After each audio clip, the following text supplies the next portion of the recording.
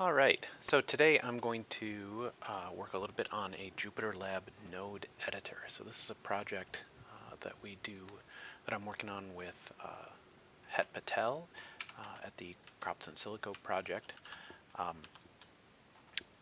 I will be figuring out where we're at with this, and then we're going to work on moving that forward. So, let me see. I got to get my quick actions and all that stuff. Let's see. I'm still really new at all this, so let me see if I can get my stream dashboard just to see what I'm up to. But okay, so let's take a look. The way that the node editor is set up is it's built on a piece of software called Reet.js. What we're going to do is we are going to make sure that our editor is completely installed, or that our software is completely installed. I'm going to do that with this pip install-e dot. That's going to go ahead and pull it all up. I need a beverage. Oh, you can't see. There we go. All right, so we are going to pull up Jupyterlab node editor. I'm going to install it. This is in the repository crops in silico / Jupyterlab _ node editor.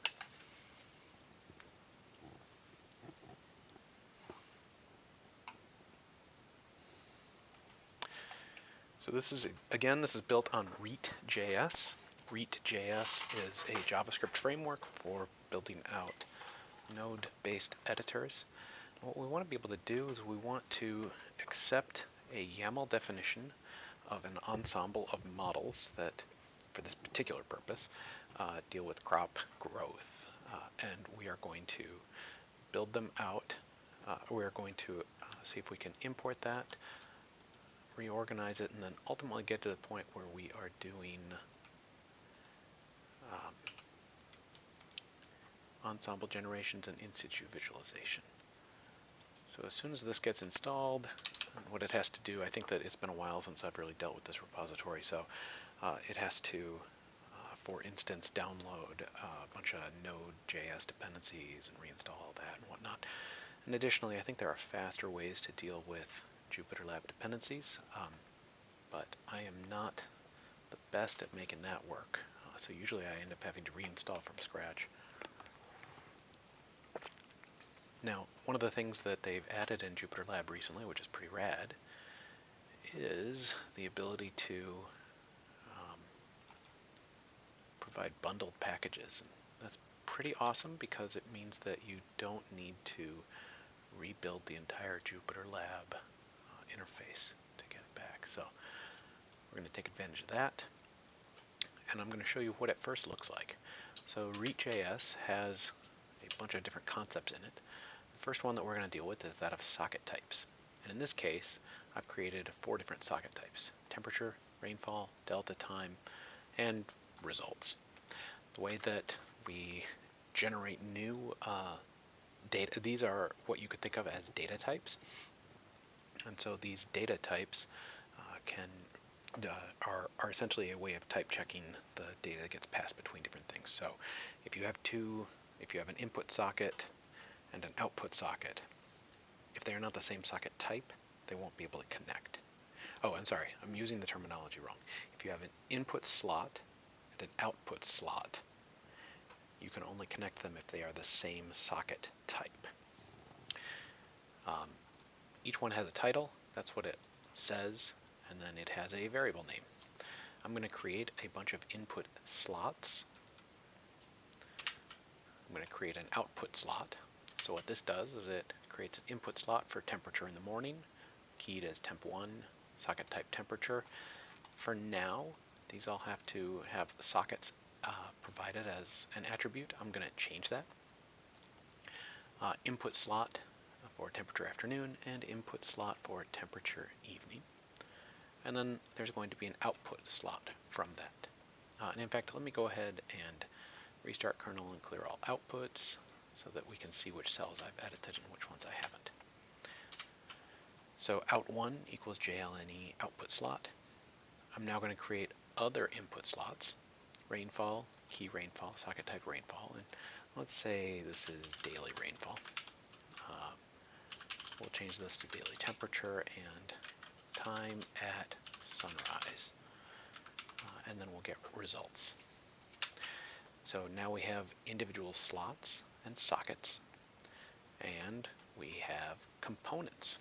Each one of these components collects individual sets of input, adds them on, and then it sets a set of outputs. We still don't have anything visible.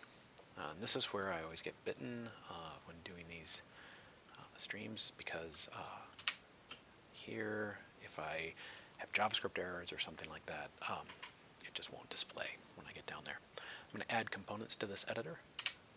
So I've added my C1 and C2 components, and this is the temperature averaging one and the rainfall, temperature, sunrise results generator. We're going to display our editor. You'll see now when I right click on it, there's number, which I think that's like a generic one that I've added somewhere in the TypeScript. I'm going to get rid of that in this session. But we've got our temperature averaging, and we've got my model. You'll see that's what this one is called. And so yeah, we can take our average temperature, stick it into daily temperature, and it comes out. Now if we tried to do the same thing here, it doesn't work. If we tried to take results and plug it into temperature morning, also doesn't work. So this is the basic idea that we have. And this is, again, a lot of this is based on React.js. Here, if we do editor.syncconfig, we can look at editor config. You'll see that it matches our set of connections and components.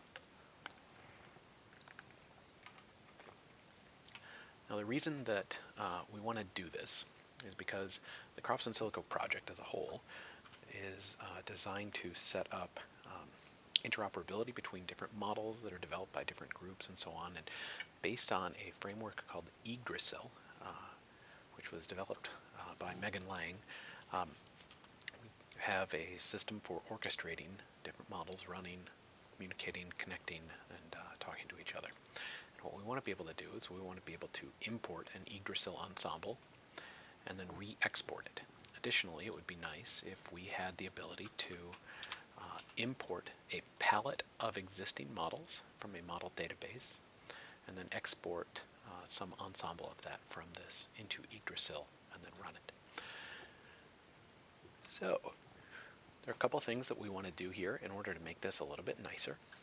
I have a set of plans for what I want to do today, and then I'm going to have to sign off in about an hour and 20 minutes from now. But the basic gist is that we're going to do a couple quality of life improvements for the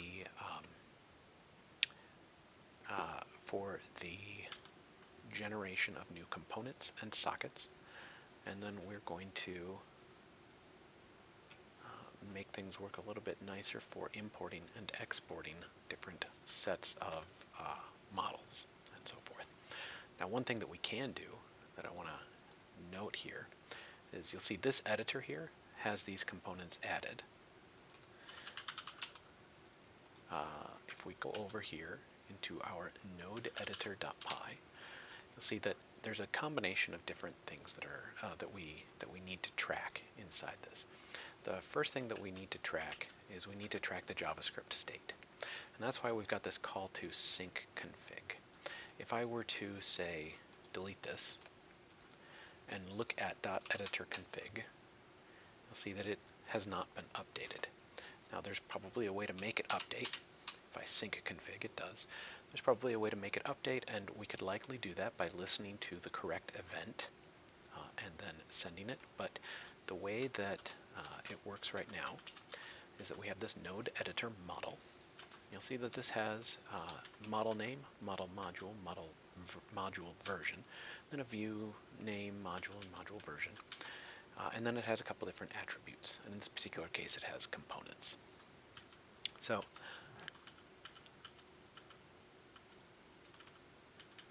when we add a component, you'll see that it regenerates the entire components list So that sends a notification up to the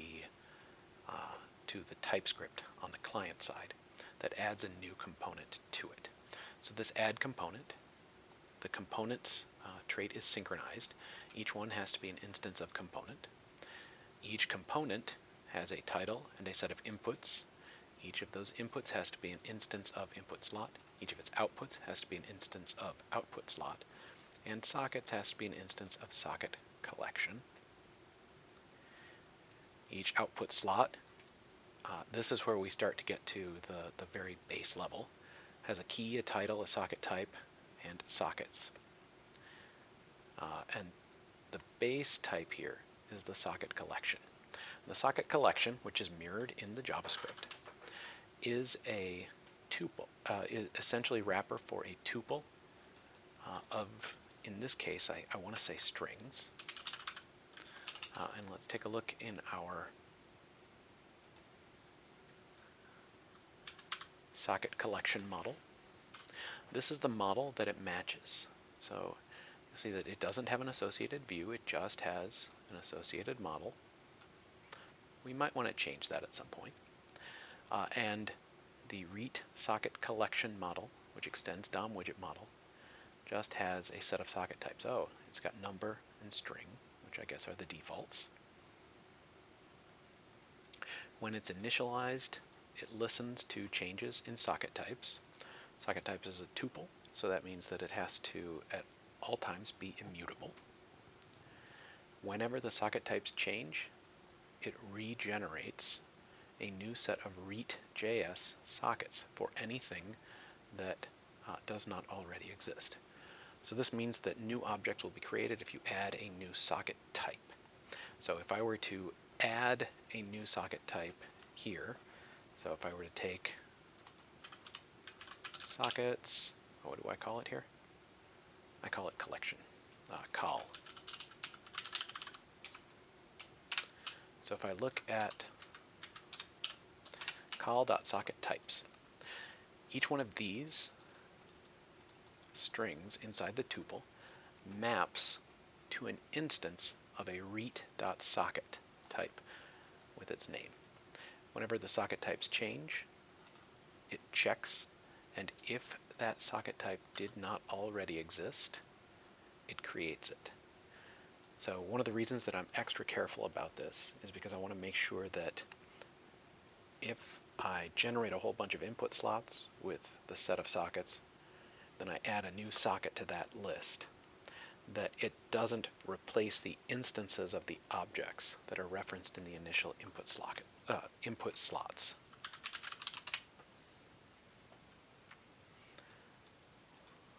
Once we have the collection, we can generate new slots,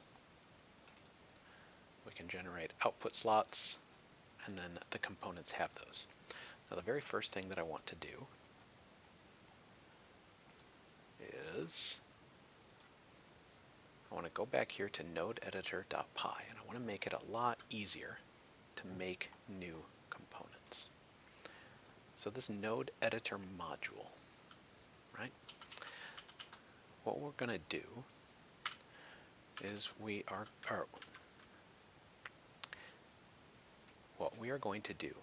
going to add instances for our socket collection to our node editor instance.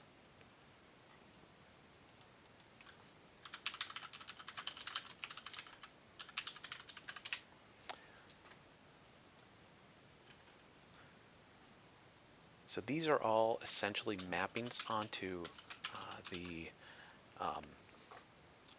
TypeScript objects, but that's not the way that we want to interact with this.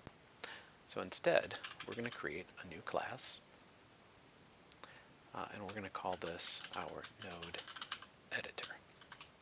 This is not going to subclass anything, and it's going to have, well, it is. It's going to subclass traitlets.hasTraits.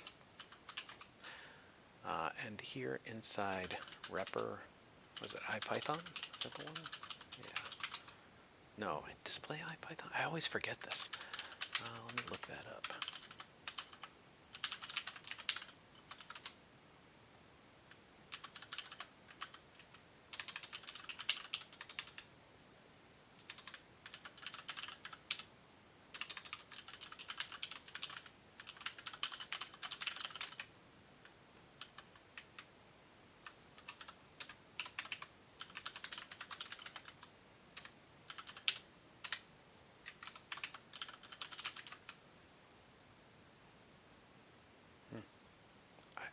always forget what the right way to do this is. If anybody in the chat happens to know, please let me know. But instead, was it handle display?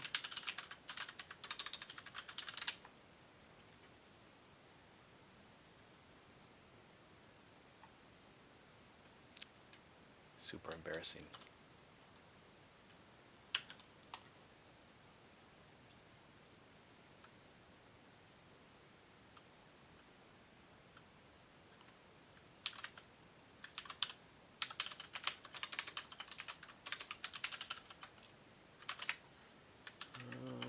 Let me check.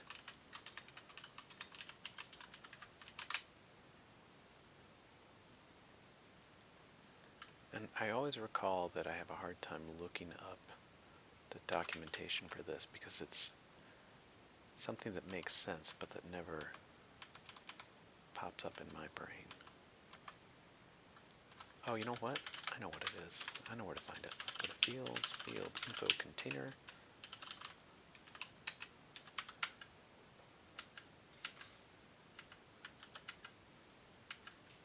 Huh. Yeah, that didn't do it.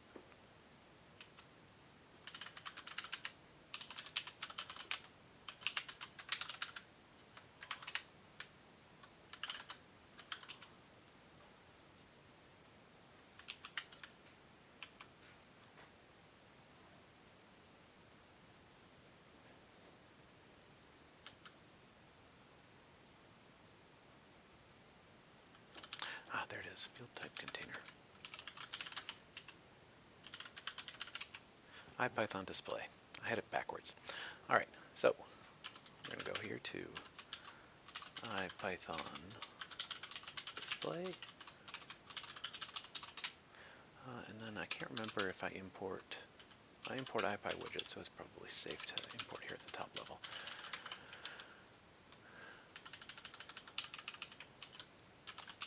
From IPython.display,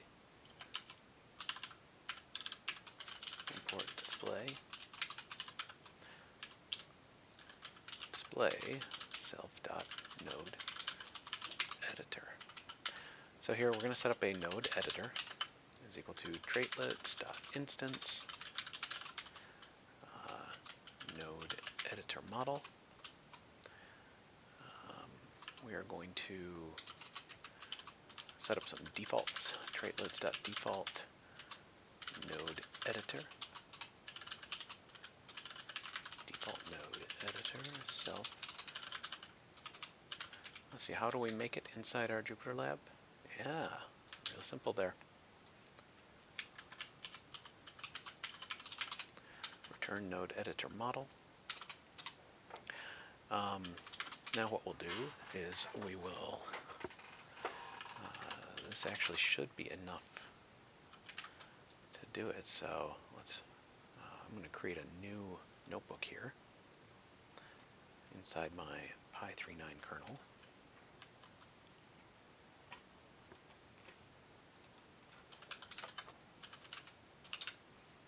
Let me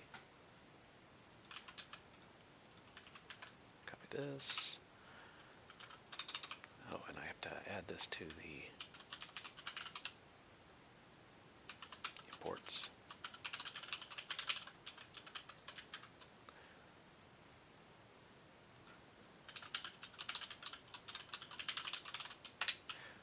Now let's do this, restart and run all. Okay. So now we should be able to have some add components. We're going to have a socket collection here. So we will have socket collection equals traitlets.instance socket collection. And then down here, traitlets.default socket collection. Default socket collection.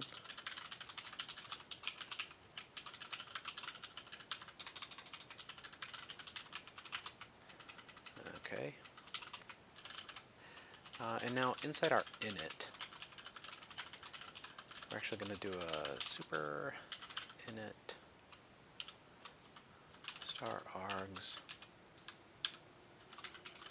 star quargs. And here we're going to say traitlets.link the source object and the target object. We're going to link our self attribute socket types to self.socket collection socket types. Let's see if that works. I actually am not sure that it will, so let's give it a shot.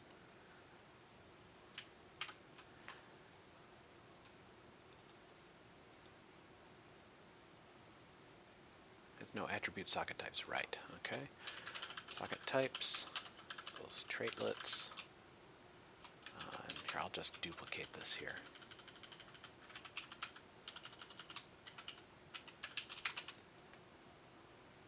There might be a way to do a traitlet proxy.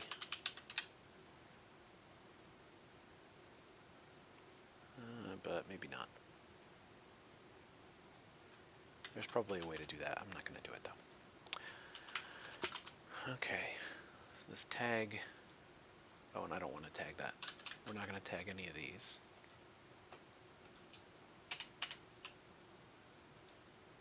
Restart run everything. Okay, so now call that NE. We're going to map our components over.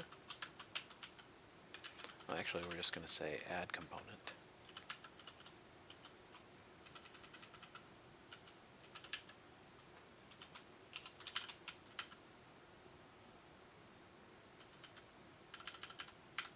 And here, this component,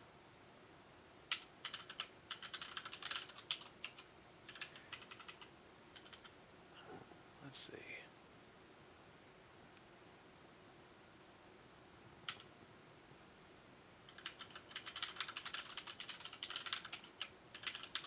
If it's a dictionary, then what I'm going to do is I'm going to modify it with component here, and we're going to call this just a component.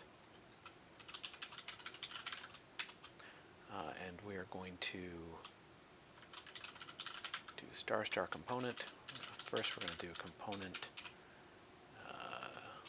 socket collection, is it called? Oh, you probably can't even see very much of this because I'm editing it in a window like that. So the component has to have this sockets. We're just going to pass that on in. Component sockets equals self.socket collection.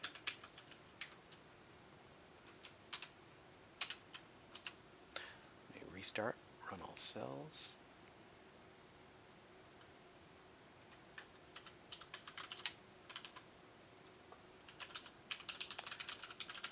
And now we should be able to do add component.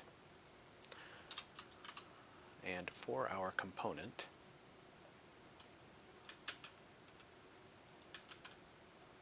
let's create some inputs.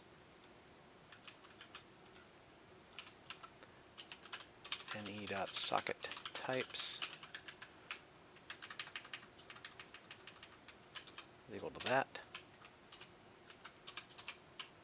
Okay, now let's do,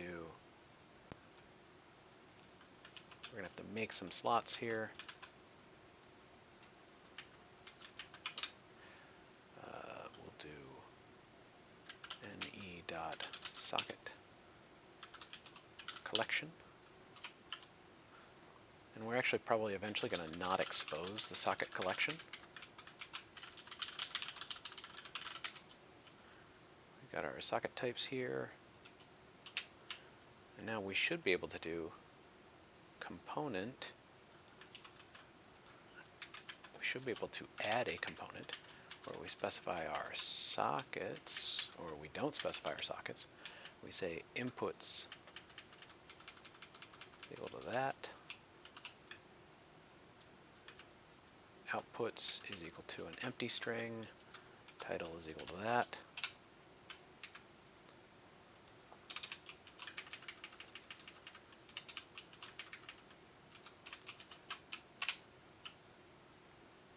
Oh, right. This isn't JavaScript. Put these inside some quotes.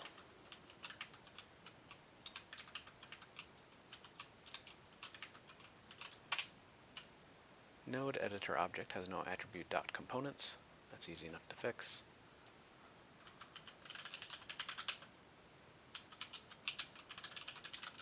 We'll add a component of component. So restart, run everything.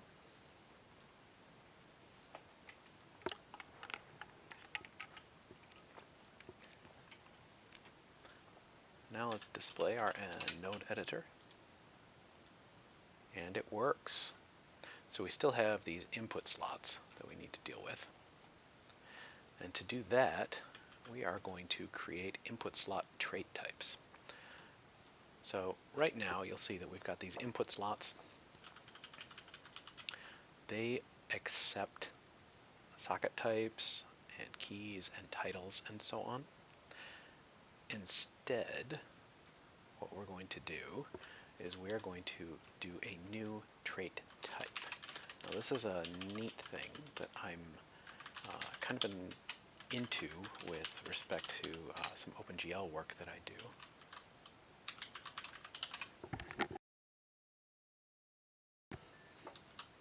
But what we're going to do is we're going to do class slot trait.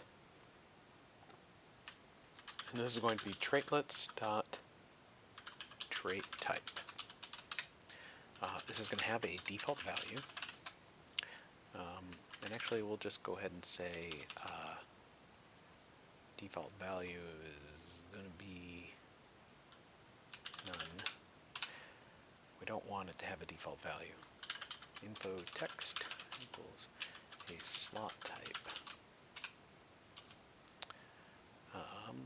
Now what we'll have is we'll do a def validate self object value. If is instance value input slot output slot.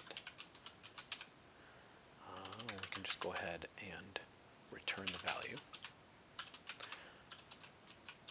Otherwise, we need to know, and actually, you know what? Output slot, input slot, these are very, very similar.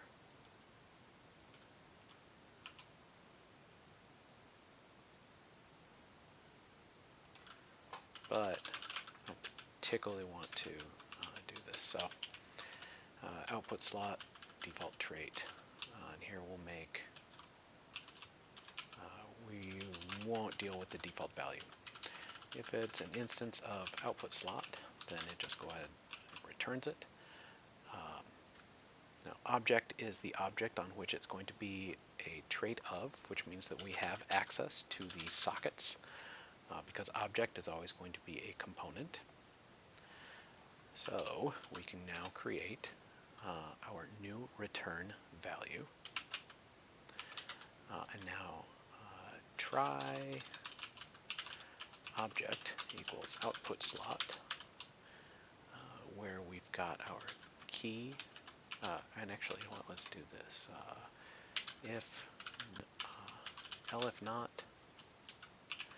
is instance value dictionary self dot error object value. Try output slot key equals, actually no, let's just do this, star value dot set default sockets object dot sockets output slot star star value, and I'm not really sure, we'll just do raise here. Actually, you know what? We don't need to do that. If I'm not going to catch the error and do something with it, let's not. Now new object is output slot, return new object. So now down here in components, outputs instead is going to be a list of output slot trait objects.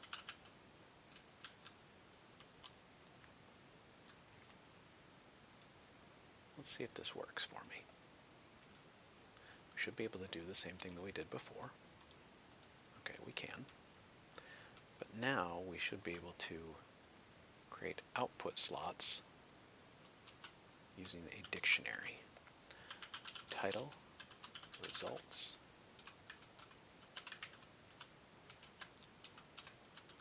key, results,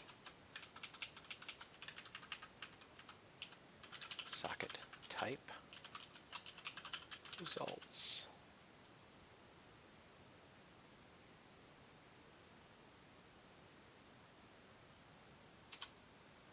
Alright, that did not work. Let's see why. The outputs trait contains blank, which expected a list object, not the sockets trait of a component instance expected a socket collection. Alright, so object here is supposed to be the object on which it is a trait, but that is not going to work. So let's see what exactly object is here.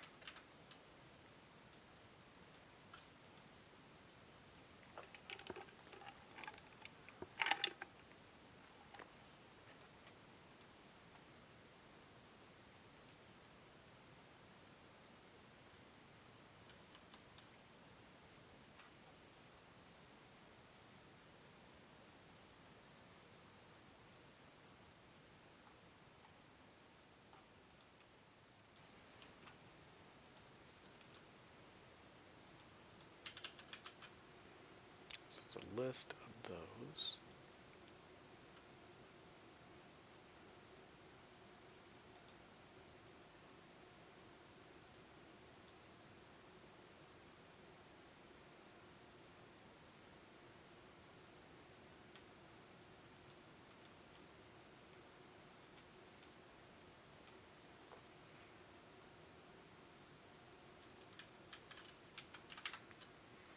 Trait error. Alright, so trait, let's validate.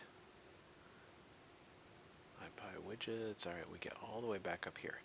Print object. Oh, so printing the object is the main issue. So here, let's do print type of the object. I want to see what we are getting access to. Are we getting access to the list, or are we getting access to... Yeah. The outputs trait of a component instance contains blank, which expected a list. So let's see, did we get any output? No, we did not. Let me take a look at this.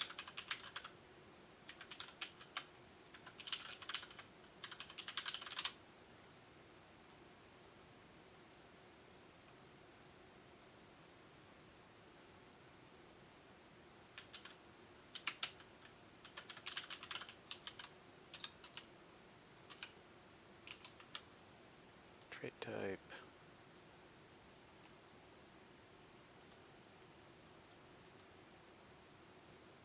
Object is the object to which the trait belongs. So, we're not going to have this be a list, I guess.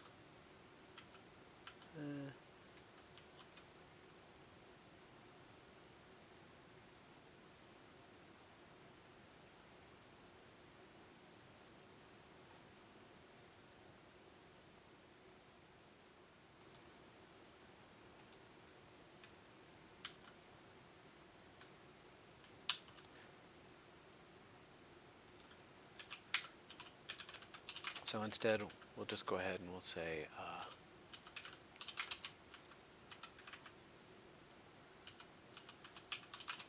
self.error type of object. Let's make sure that it does in fact have that list rather than anything anything else.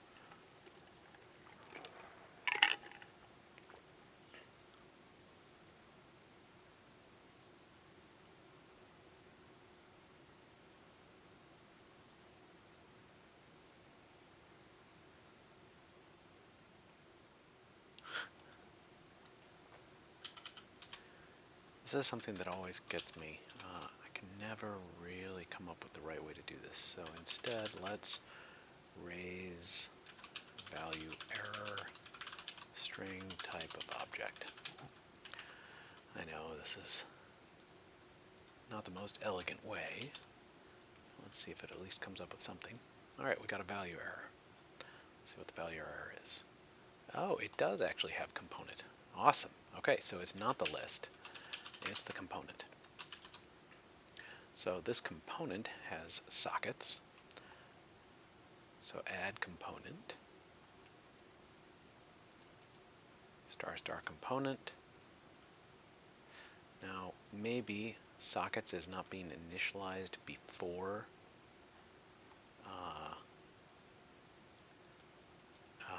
before the output slot. So let's try this instead. See, I don't know that it's going to update this on the far end. So let's try this. Component equals component star star component. And so let's make sure that component dot, I should do it. Star star component. So it doesn't have sockets. So instead let's do output trait slot. Why is that? Oh, do I need another? Yeah, there we go.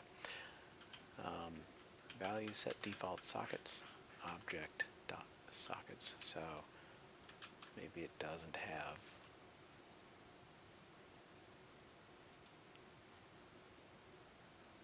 outputs. Yeah, okay.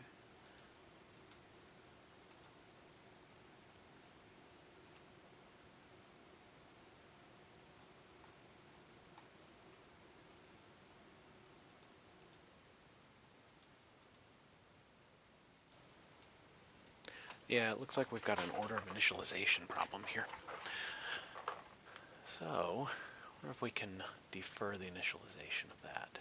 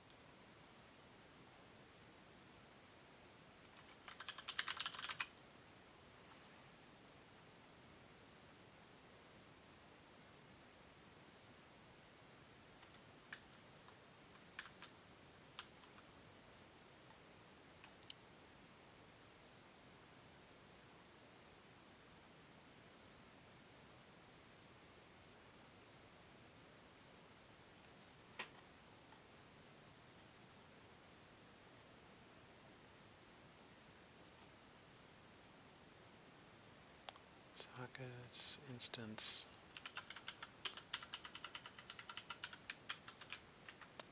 I suppose it's always possible that the order that they are defined could impact that.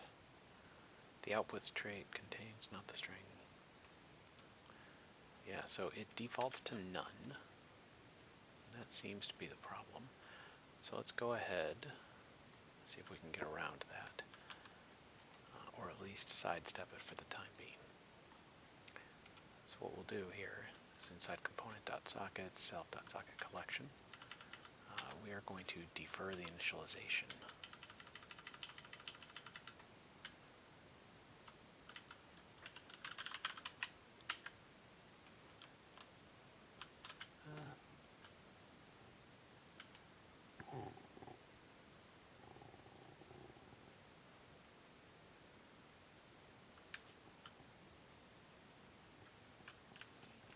Component.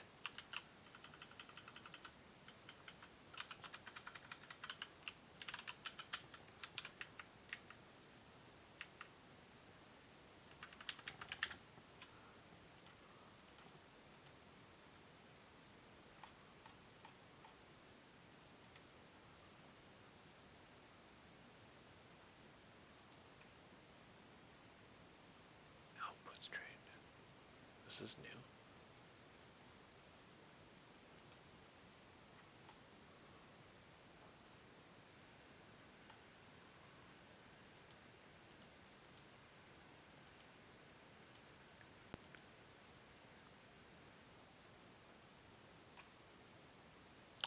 Well, I suppose one thing that we can do here is we can make a generic component. We can add our traits after initialization. So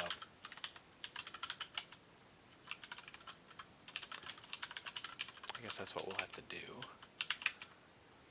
So self, we'll do super.init star args star quargs. Okay, and then self.add traits. Oh, let me see, what's the help for that? Traitlets dot has traits dot add traits. Huh, okay.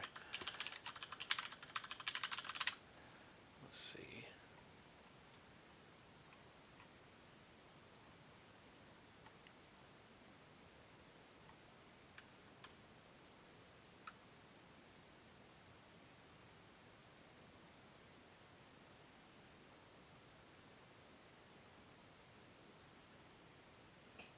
Okay, so this is going to be a dictionary.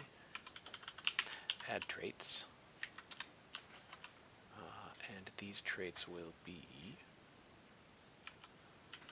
and I think they're going to be unprocessed values returned from that init maybe. Add traits, inputs,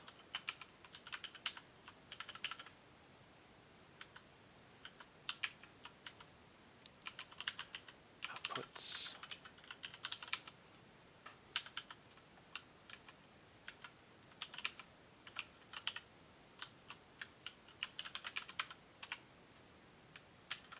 why didn't that format it?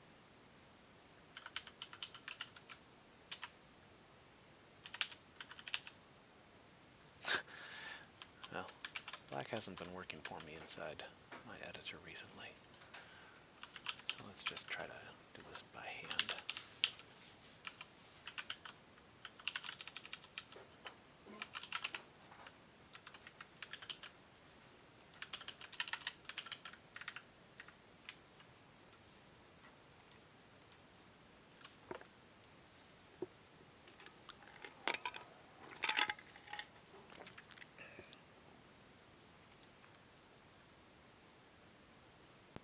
Oh, it's a class method. Is it?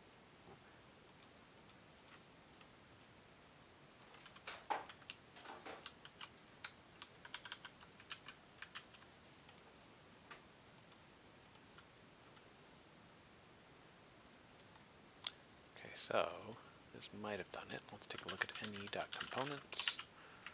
ne.nodeEditor.components. Component socket equals that. Okay, so that didn't work because we've got these leftover traits. So instead, let's call the super afterwards. This probably won't work because there's a whole bunch of stuff that probably needs to happen inside the super that isn't being called yet. Let's instead see what's left inside our quarks.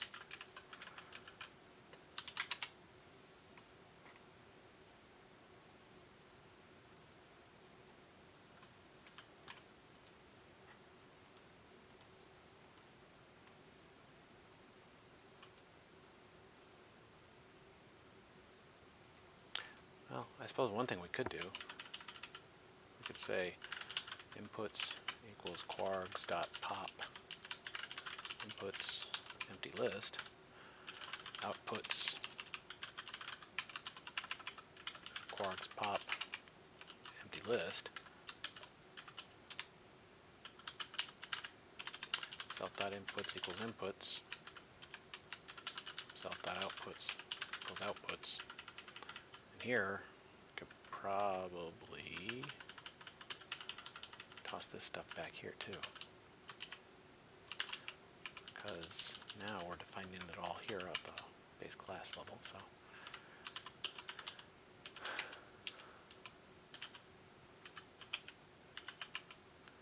let's list, yeah.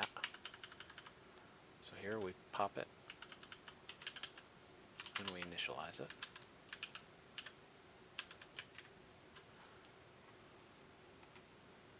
Restart kernel and run all cells.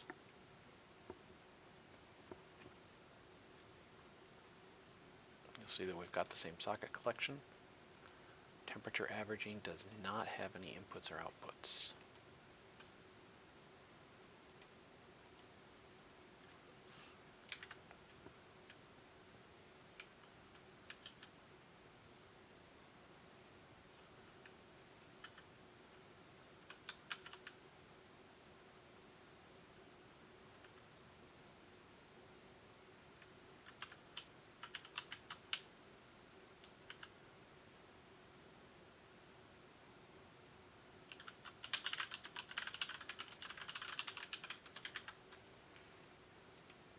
Got our input and our outputs.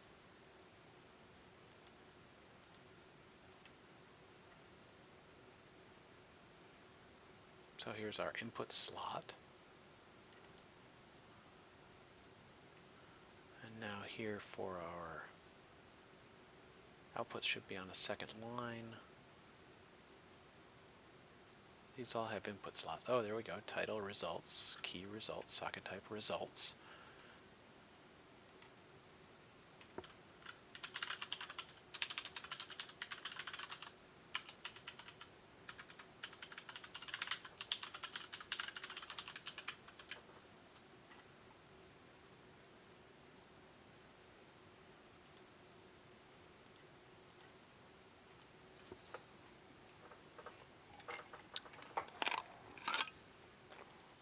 Yeah, now our output slot, key equals results, socket type results. All right, so our component has it. If we look at our temperature averaging, it does not, however. So my guess is that now there's an issue somewhere in our JavaScript. Registering an engine temperature averaging. This is our temperature averaging component. Let's see. Oh, this looks more like our Jupyterlab code rather than anything else. So we've got our temperature averaging editor component. Now let's do ne.nodeEditor.EditorSync. Oops.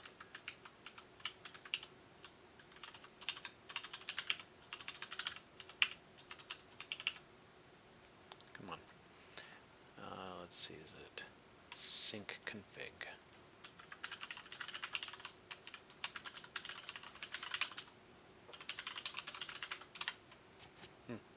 Seems like it hung.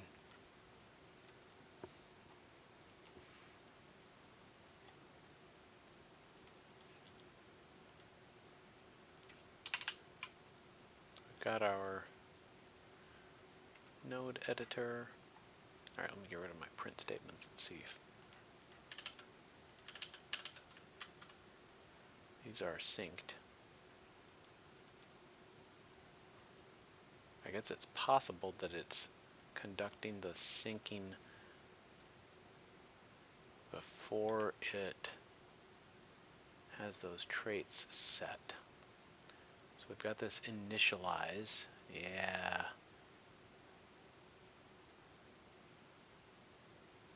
I guess one thing we could do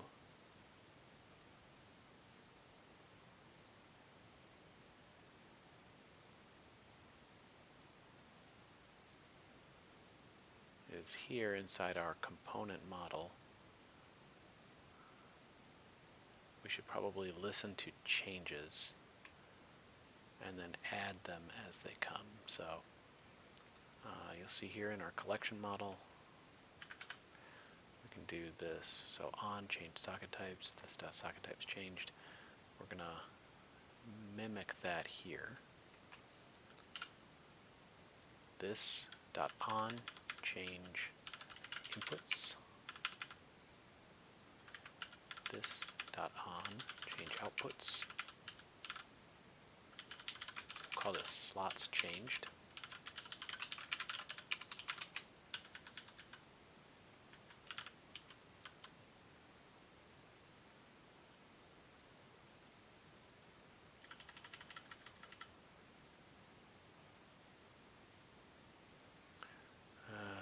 Read component has all these.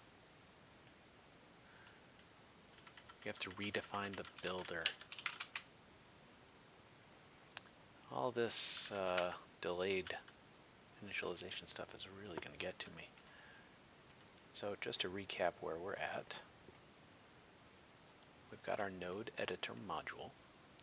I would like that to be able to dynamically accept inputs and outputs. However, I can't seem to defer the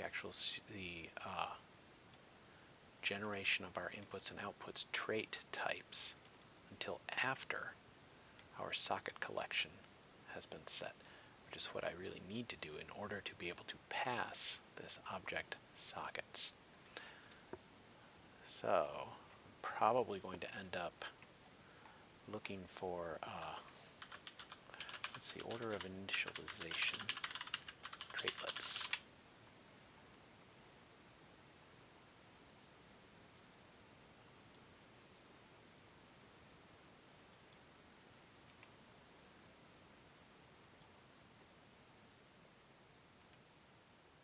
Nope, that's the wrong one.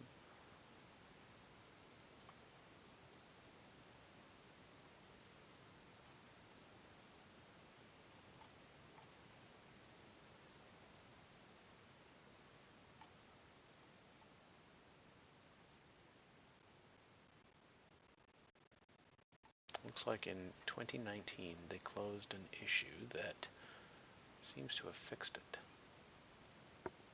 Or at least that provides a mechanism for fixing it.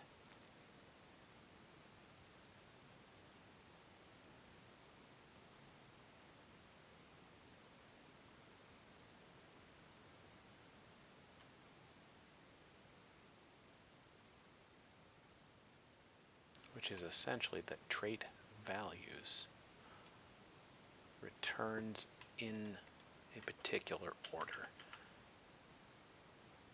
So I wonder if I can just override that. Define trait values.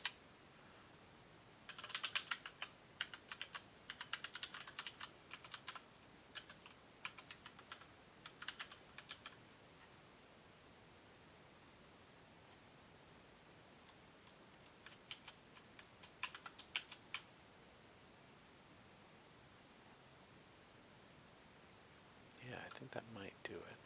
All right, so let's try this. Return sockets, self.sockets. And this is not the right way to do this. Inputs, self, here, socket. We'll start with title.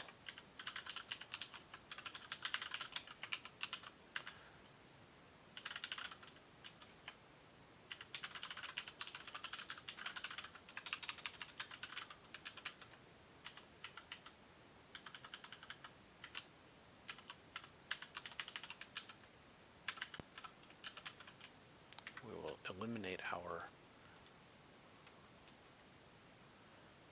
manual method of doing that. Nope.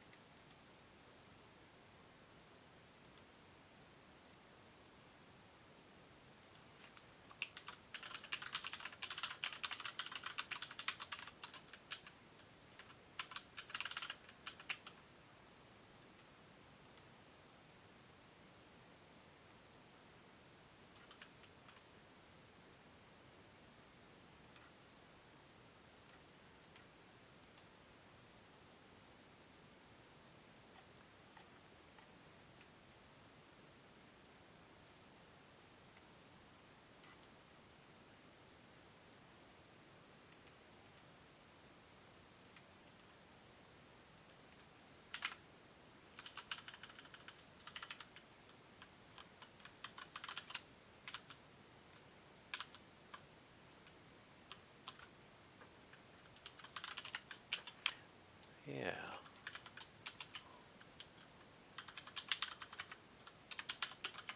Trait types, order of initialization, traitlets.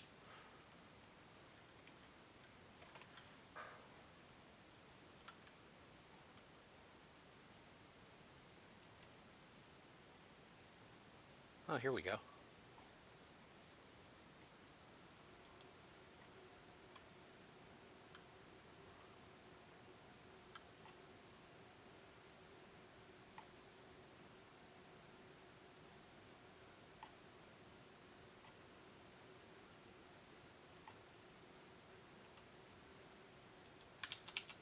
Of course, I'm not the first person to run into this issue.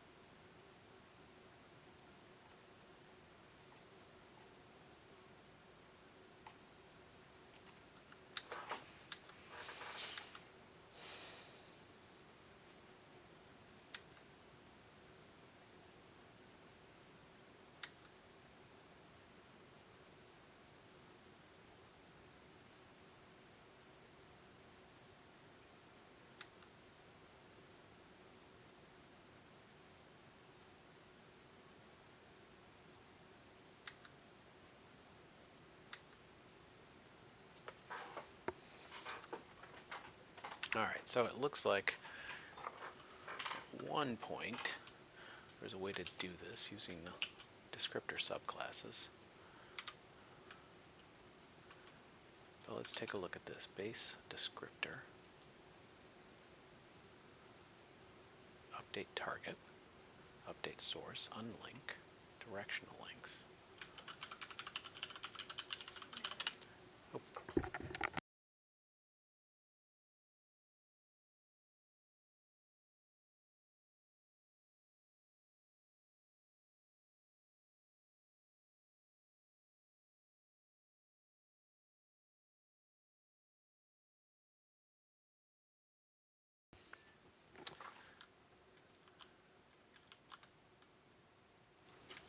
Alright, there's got to be a way here to get our base descriptor. So we've got this descriptor protocol.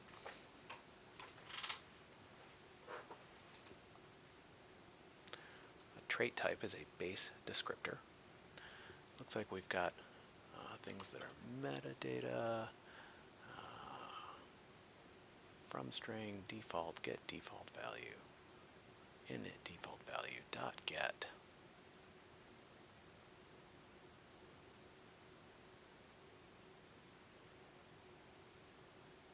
Dot set.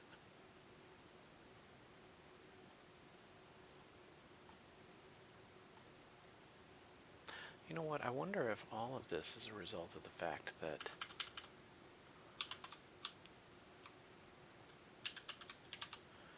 I'm calling this within a list. That could be it. So here are outputs. We'll just make it not a list anymore.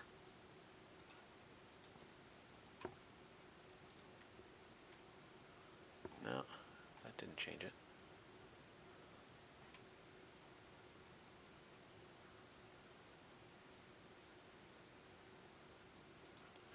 Wait a second. Is all of this...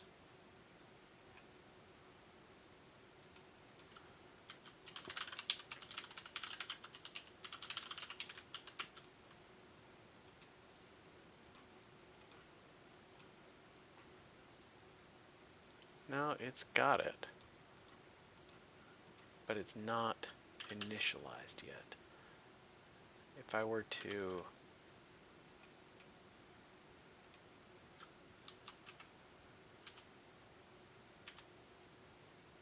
Maybe, you know what? I wonder if I can change the order of the dictionary. Let's say new component is equal to sockets self.socket collection. New component dot update component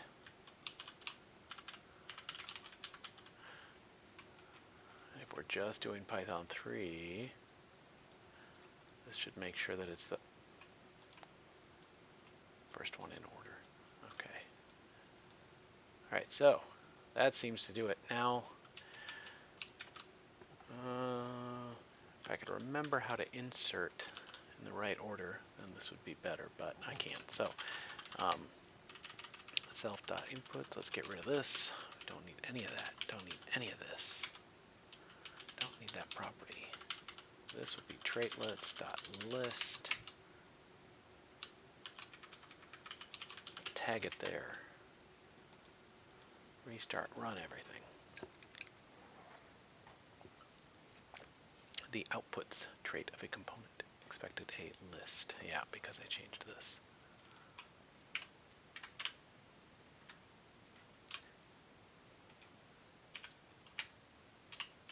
And now, temperature averaging right there. Okay, so now we've got our outputs like that. Now let's go ahead and set this up as our for inputs as well.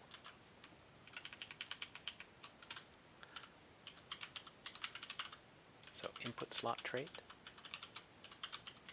input slot,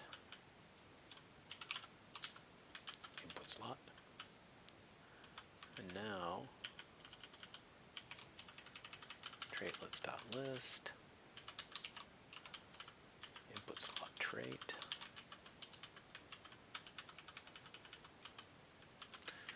Now I should be able to say here, inputs will be a list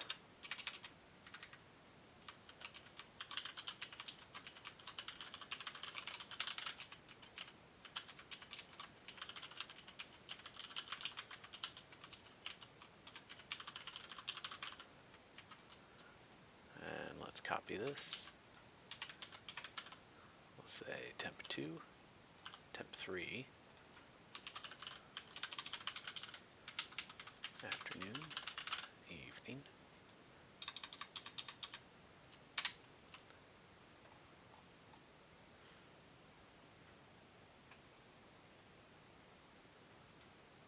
This needs to be not input slot.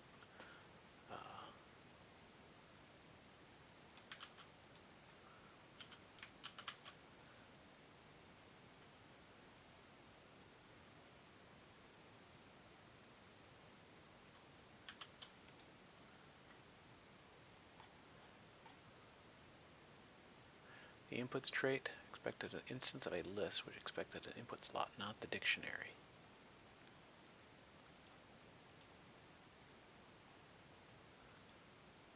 I mean, this is exactly the same, so why is it not? Socket collection, input slot trait.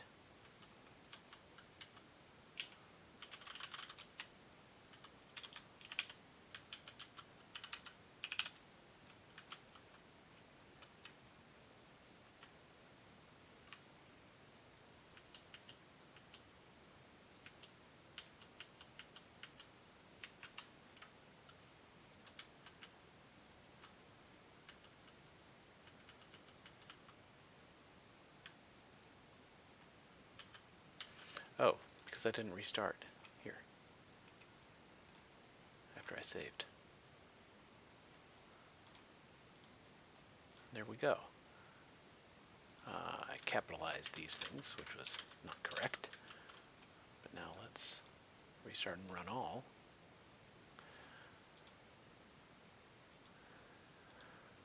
And so now,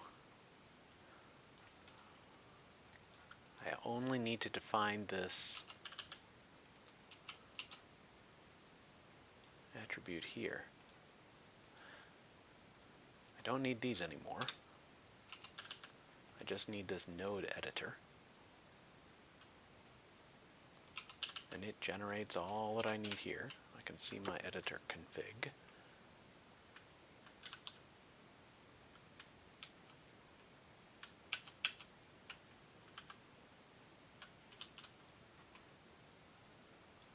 And I think that will do it. So let me format this.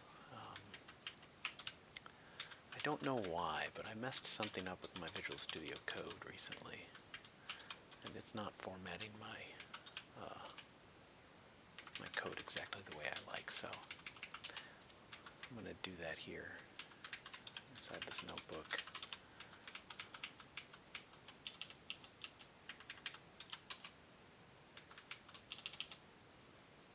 I know this isn't super duper pretty.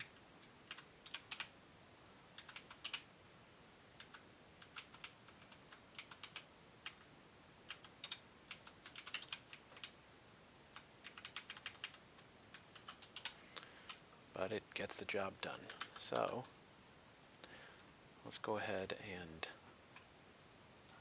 check all these different things. Let me branch this out, create a new branch. What should I call this? Auto parse. No, that's going to collide with something head's doing. Trait types. Okay, so let's see. I'm going to call this rename notebook example node editor.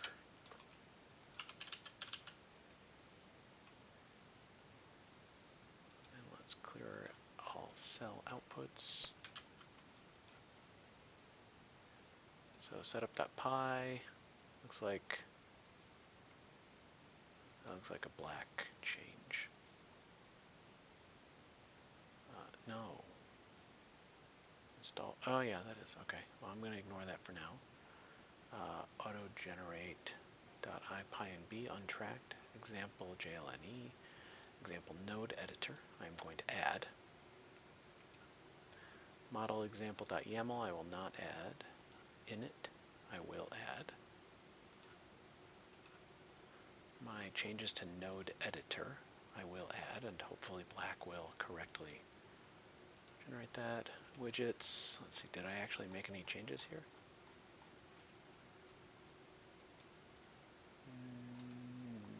No, I don't think I did. So let's go ahead and add trait types. Oh, it worked. All right, now let's create a, oh, did I pre-commit?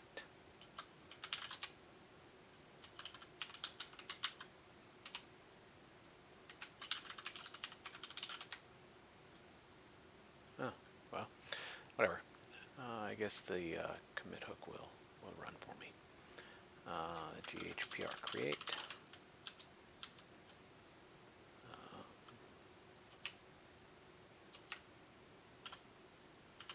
This adds a trait type and example notebook for simplifying creation of node editor objects. Submit. My guess is that there's going to be something with the something with my pre-commit hooks that's going to immediately fail, but we can deal with that when we need to. So the next thing that we really need to do with this, because we've got this, is we need to set it up so that socket types get automatically added. So here, when we create a new object, we want the, oops, close all these down. When we create a new object inside our node editor, what we're going to want is we're going to want, oh, you know what? Let me, instead of that, I'm going to check out main. Well, let's take a look here. PyProject.toml. Yeah. I'm going to change this so that we've got py lsial. Yeah, we don't have a git pre-commit. So let's set that up. Git git checkout -b pre-commits vimdiff pyproject yt dxl yt idb pyproject.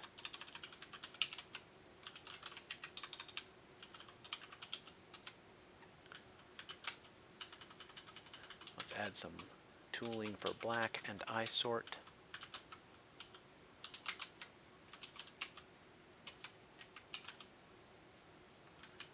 And now let me see what other ones we've got here. DXL, YTIDB. Looks like we've got this. Do I have a pre-commit? I do.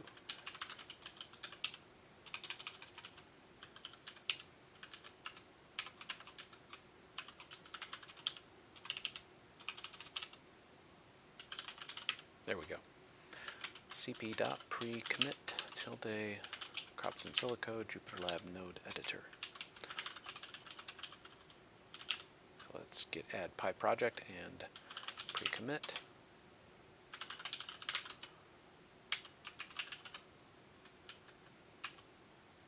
Add pre-commit and config. We'll do pre-commit.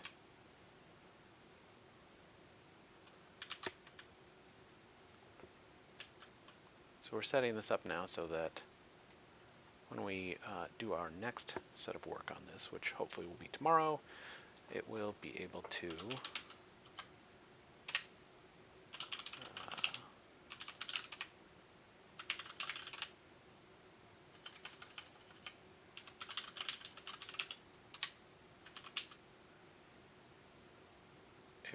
run with the pre-commit.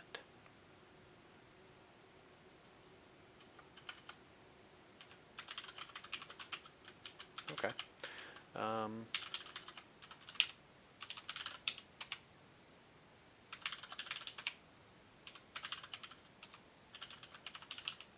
Ignoring my notebook changes.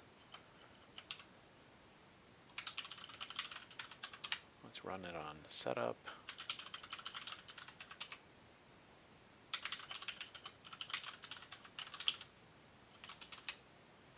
Yeah.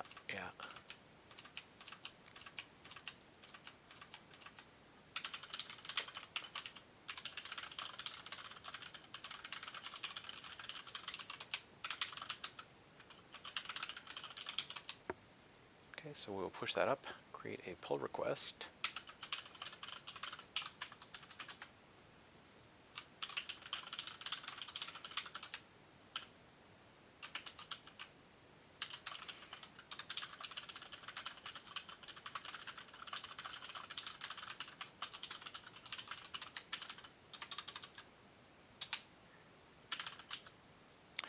It occurs to me that maybe got a bunch of YT stuff in here. No, I don't. Good.